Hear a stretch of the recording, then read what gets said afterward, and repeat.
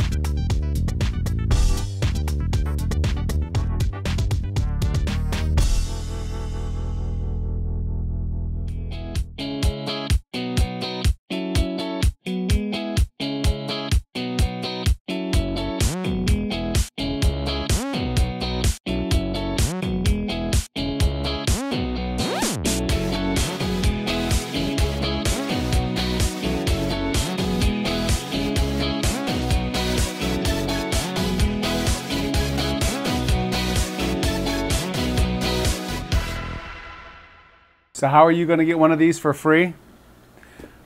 Relatively really simple, right? Kind of set you up on that intro.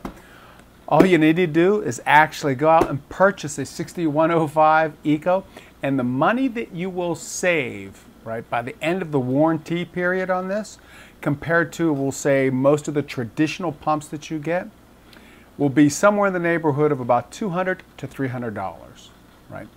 And with that being said, guess what that pump costs? Around $200 to $300, again, depending on what your discount rates are, etc. So it's that simple, right? Now, let me break down a little bit of what I mean by that and how I got there. First of all, why am I even looking for a pump, right? Well, after 10, 11, 12 years kind of thing, my original 6105 broke. How did it break? Well, ultimately, I was cleaning it, and let me just kind of clarify. When I say I was cleaning it, normally you're supposed to give your pumps an acid bath, you know, every few months, right? Again, clean up all the buildup, that sort of thing, right? Well, I am bad at that, meaning usually around a year's time frame, a little bit longer than a year, I'll do the pumps, right? Well, the pump that I had my originally 6105 on, or that pump, was this stream, right? I guess this is called the sweep. The stream is the one where you just kind of pump it through. But this is called a C sweep, where basically you attach the head and it goes back and forth. It's great, great, great, great flow solution, right? That being said, though, for me cleaning it, I took more than the normal time for maintenance on it. And for me, when I was working with it, ultimately, this propeller snapped off in the pin. Right, and it snapped off because of probably the corrosion, etc., that would have been taken care of if I would have done it sooner. That being said, you know, having a pump last 10, 11, 12 years kind of thing, to me that's pretty impressive already. So Tunze kind of, again, has proven themselves from an engineering perspective. Now, with that being said, I figured, hey, it's been 10, 11, 12 years. I have not had a lot of inclination to go out and see what's new in pumps, so let me go check it out, right?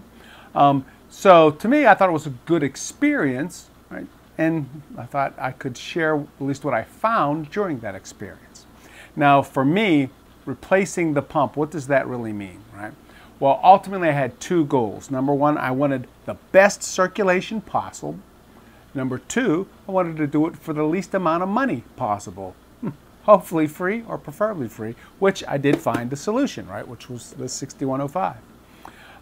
And now, that being said, what did I look at, right?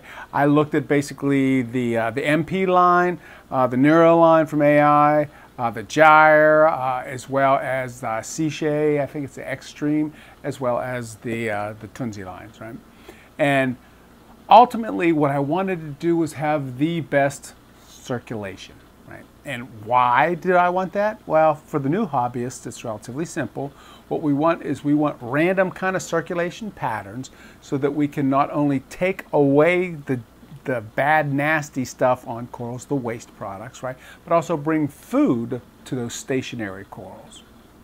Number two, you also want to try to basically keep solids in suspension until they are exported, right? So that you don't have those dead spots that are building up those kind of nutrient pockets, that sort of thing, right? And to me, that is good circulation, right?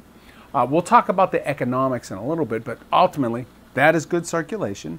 And for me, what that meant is I check out those top 5 pumps, right? And the reason why I would use the top 5 is because they got a name, they got a brand name, so they've got history behind them, and to me, that's a good thing. So let's take a step back. So to get that good circulation, what that meant, number one for me, was I wanted to make sure that it was controllable, right? Because if it's controllable, which most of the new pumps are now, you can change your basically your pulsing to steady stream, to kicking down when the food is being fed, to whatever you want, but you can control that so you can get the right circulation that you want in your tank. Again, if you have a tank with stonies versus soft, you're going to have different desires, right? And in my tank, I have a mixed tank, so those are all kind of, again, must-have kind of things. So again, that was important. The second thing that was important was, again, I wanted to make sure you didn't have those dead spots, and you'd always have that kind of, I'll say, sweeping patterns, right, to avoid those kind of nutrient sinks that you get in dead spots in the tank. So to do that, what that meant is I wanted to make sure that I had a power head that I could position left, right, up, down, anywhere I wanted to, because as corals grow, etc., you know, your circulation patterns kind of change, right? And by being able to point in any direction, that basically eliminates that situation. Especially if you add it with a C-sweep, because the C-sweep, what it does is it sweeps going back and forth. So it's combining all of the controls that you get in a pump, right? Whether it's the pulse modes to the, you know, rise in the lowering of the, basically the flow patterns or the flow that's coming out of there. And you can really customize it to get, I don't want to say an infinite amount of options, but you get a ton of options with basically a combination of this and that, right? So what that meant from a flow perspective is, number one, out of those 5, I'm taking 3 right off the list, right? Whether it was the MP line, whether it was the I want to say the AA line, the Neuro line, right? As well as the gyre, because those, for the most part, were straight across. And though they compensate, right, by having kind of wider dispersion patterns in its controller, etc., you still ultimately end up having those kind of issues. So in my particular case, what that left me was the Seashea Extreme, right? And again, the Tunze 6105. And I forgot to add, basically what I wanted to do was push about 3,000 gallons, you know, plus or minus whatever, you know, to basically get the circulation that I wanted. And so if you look at that kind of criteria, right, basically from a, I'll call it cost perspective, right, both the Extreme, right, as well as the 6105 were pretty good options. Now, when you flip it back, there were a couple other things that kind of led me to stay away from the, I'll call it the other 3 pumps. One of them was a warranty. The Extreme as well as the 6105 both come with a 5-year warranty. The other pumps, for the most part, 1 year. Right? And again, when you look at it, I've heard arguments about how you want to make sure you have a, you know, a good service and support behind the pumps that you purchase. And like the Ecotechs of the world, etc., have great service departments. And I would not disagree with that, but I would add, why would you need a service department if you have something that you know is already taken care of and it's a high quality product, then you won't need to rely on that service department. And again, when you have a 5-year warranty versus a 1-year warranty, that already kind of separates things, right? Because you have a cost now associated with parts, labor, etc., of getting that pump fixed, when for something like this or the Extreme, if it has a 5-year warranty on it, right, again, you're talking real money that you won't have to spend, right? That being said, like I had mentioned previously, I was pretty satisfied with the 6105 originally, right? But then when I saw the 6105 Eco on it, I was kind of like, well, what's up with that? And that really kind of gets you into that next piece of it, right? Which is the wattage, right? The reason why they call it Eco is because, again, wattage rise. If you look at pumps in this class, on average, they will use 30-ish watts, right? Versus the 6105 and the Extreme, ultimately they're around that 10, 11, 12 watt area. Right? And when you look at it, people go, you're paying, 10, 20 cents a kilowatt hour. What does that really mean? Well, there's money that we'll talk about in a little bit, but more importantly, when you have a backup situation, right? Meaning you're running on battery backup and power's out, which in my case happens at least yearly, and sometimes my power goes out for 10 to 14 days, right? So you're trying to basically get that pump to last as long as it possibly can, right? Well, in the case of those normal pumps drawing, again, 20, 30 watts, 40 watts, right, compared to a 10 watt pump, well, you're going to basically lose 50% runtime, or if you look at it the other way, you're going to gain at a minimum 50% runtime, more runtime going with a 6105 or the Extreme. Because again, when you look at it, if drawing watts, 30 watts versus 10 watts, again, you're using 2/3 less wattage, right, for one of these kind of pumps. So when you have a backup, or when you're using a battery-powered backup, right, running on it versus regular electricity, that makes a difference. So number one, that's important there. Number two, from a cost perspective, when you break it down, right, again, the 5-year warranty on this and the Extreme, basically you're going to save $200 to $300 just in electricity bills over that 5-year period. And if you don't believe me, just do the math. And what I'll do is I'll take and throw it up on the screen, my math, so you can kind of see where it came from. But ultimately, depending on what part of the country that you live in, like Pennsylvania, for example, the average price for power is 10 cents a kilowatt hour, right? Whereas in California, it's closer to 30 cents a kilowatt hour. So again, it depends on where you live and what you pay for power. But, again, I'm making generalities, but you get the point behind it, right? You save money just basically on the power. And so when I say that all you got to do is swap out what you got for one of these new pumps, right? Again, whether it's the Extreme or the 6105, just pure by daily numbers, right? That's what you're going to see. So ultimately, if you go with something that is pulling maybe 10-ish kind of, we'll say watts per hour, right? You're going to come up with basically 96-ish kilowatt hours that you will use per year, right? If you're going with something that's in that 30-ish watt range, that number is going to increase, obviously, close to 2- to 3-fold at, like, again, 263 kilowatt hours per year. So what does it cost you? Well, if you do the math, again, going with a 10 watt-ish kind of solution, it's going to cost you about $10.60, something like that, a year to run the pump. Now, that being said, if you go with any of those other 3 kind of manufacturers that are driving more around that, again, 30-ish watts, and it can be plus or minus, again, then you're going to spend a lot more per year, meaning probably somewhere around $78, $79 to basically take and, power that thing up. And again, that's dependent on where you live in the country. I'm taking the 2 bookends, so to speak, the 2 extremes, so you get an idea. Now you take that number, right, just multiply it out over 5 years, right, and you'll see to operate something like a, 6105, you're talking about $50-ish, right, $53, I guess, according to my math, to operate that thing for 5-year period because you got a warranty on it. Now, if you take and do the exact same thing on any of the other 3 pumps that are drawing those 30, 40 watts, that number is going to be closer to $400, right? And again, depending on how you slice it, these numbers can go up or down. But again, you're going to be $394 is, I think, the exact number according to my math. So ultimately, what that means is, again, you're spending way more than you have to maintain old technology, right? Or to run old technology. And so that's why ultimately when I say you can get one of these bad boys for free by just swapping it out, that's the math.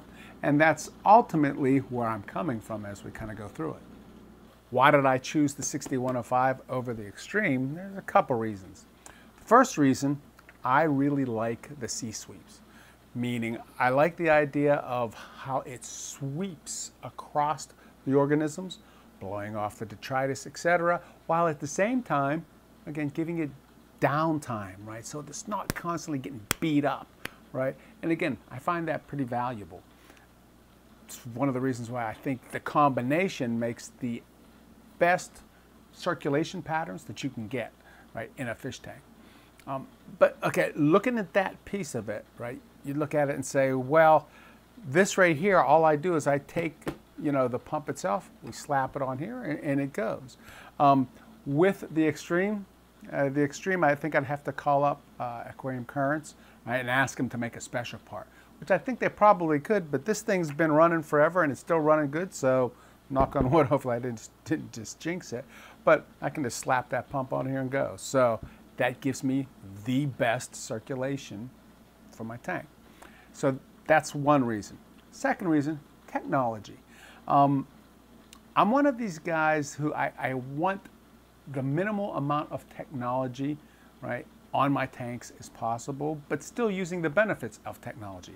So that means I have a controller to control things, right? And I only have one area that I have to make sure the software is up to date with, whether the software for my phone to the controller or for the driver kind of software that makes the controllers run. Right? That Seashay had a lot of built-in features, right? Wi-Fi capabilities and things of that nature that were of no value to me and actually were the opposite, meaning I have a controller to do those things. Why do I want a pump to notify me, right, when it's going bad? And don't get me wrong, there are valid reasons to have that, but I look at those things as, again, just something else that can go wrong. Now, and again, in the Seashay case, that's fine because you got a 5-year warranty. So if something goes wrong, you're still using it.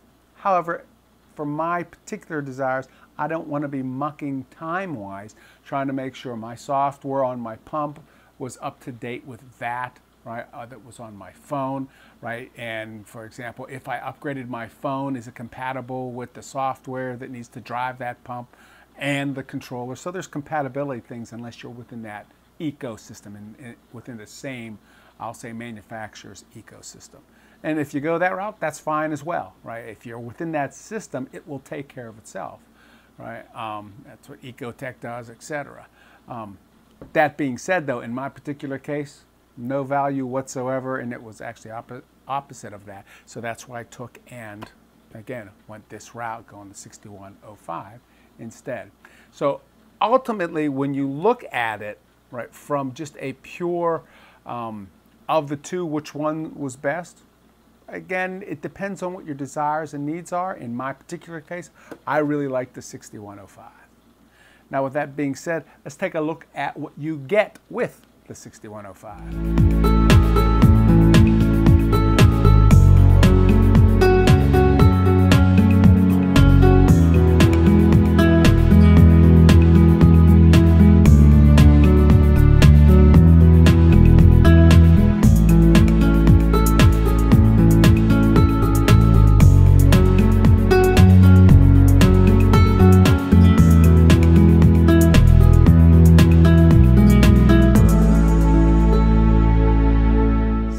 Overly exciting to see what the pump looks like, but there are a few things, at least on this pump, that I'd like to point out while we unbox it. All right. First one, obviously the Eco, right? Eco meaning we know that this thing's only going to be pulling that 11 watts, right? And that's cranked up at full max. So that's one thing, right?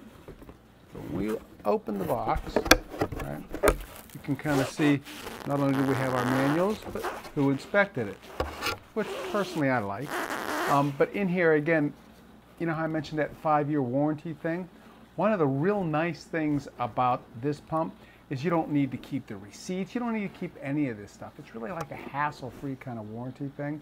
So to me, again, there is value in that, a lot of value, because again, in this world of, you know, keeping receipts and digital this and all that, it can be a pain in the butt trying to find those receipts sometimes, and this kind of helps out. But when you look at it, if we take and look at the pump itself, right, that's probably the first thing that there's one unique feature on here that I like to point out. And ultimately what that is, right, is this wrapping right here.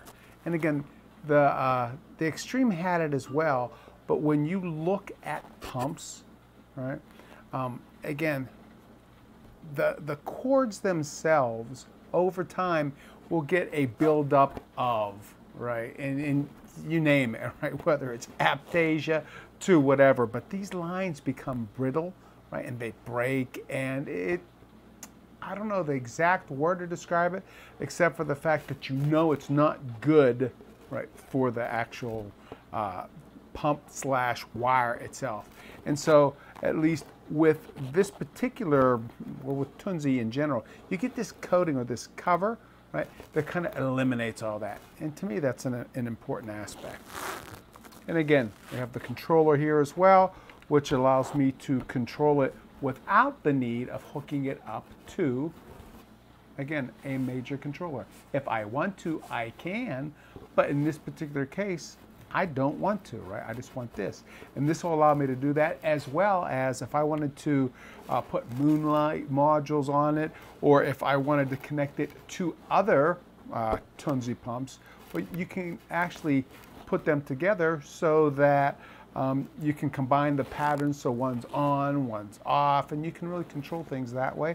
But again, it gives you the ability to basically create an almost infinite amount of flow patterns, right, just by, again, coming up with 1 unit or 2 units without any, we'll say, high-tech solutions per se, with the controller pieces, etc. And I really like that. The other thing that you'll notice, again, don't these look familiar, right? It makes it nice where these just sit straight on it, right, and it's flowing. And again, I like that because it allows me all of this control anywhere I want. And for me, again, you don't want it so that, you know, when you have that stationary head, it'll just blast the coral, right? And if you remember looking at that one video we had, like with the Penn State tank, where when it was rocking, right, Sanjay gave us a tour for it, and you saw top down how some of those stony corals were actually bent over because it was that kind of linear flow. It wasn't random and chaotic. It was linear, and again, you know, not that it's a major issue, but it's kind of an eyesore thing, right? As well as I'm sure that there are still dead spots with it. So this prevents that. One other thing that I think is pretty interesting or unique, again, from a country perspective, right? If you look at the power supplies that you get, right? The power supply here has both ends. Right? So it doesn't matter if you're leaving the country or, again, you're within the country, you've got the options. And again, you just kind of slide this head on, right, and off, depending on your country and what you like.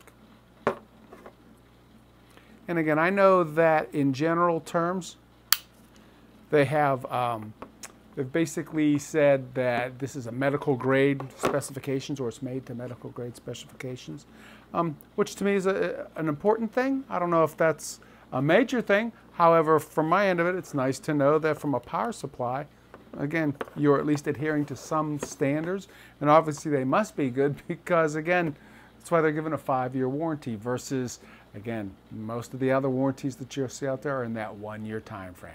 So again, I really like that. And in a nutshell, That is the 6105 Eco, right? Again, they have the propeller and the wide angle distribution, so you get the benefits of that wide angle, but you also get, again, one, if you want these, I'll say these gaps or these holes to be more like these, you get another head with it as well. So you can change that so that your critters don't get in there for their safety, that sort of thing. But at the end of the day, again, to me, you get all the benefits that you get out of, we'll call it, any of the main 5, except in my particular case, you also get the benefits of being able to attach it to a C-sweep, right? As well, you get the benefits of saving all that money, and it pays for itself. As far as installation goes, it's like every other turbelly. Take this bad boy, you plug your power in. From there, you'll adjust your flow pattern the way you want it, and then, again, you can mount it, right? Mounting is nothing more than sliding it in, kind of going from there, and again, you can point it any way you want. Now, in my particular case, I'm going to go with the sweep. So what I'm going to do is I'm going to take this bad boy here. I'm going to attach it to this, or I'm going to swap it out, because even though they're the same, I got to figure after 10, 12 years, maybe it's looser. And yeah, look, it is a little bit looser here. So I'm going to swap that out, and after that, we'll check it out and see what it looks like on the tank.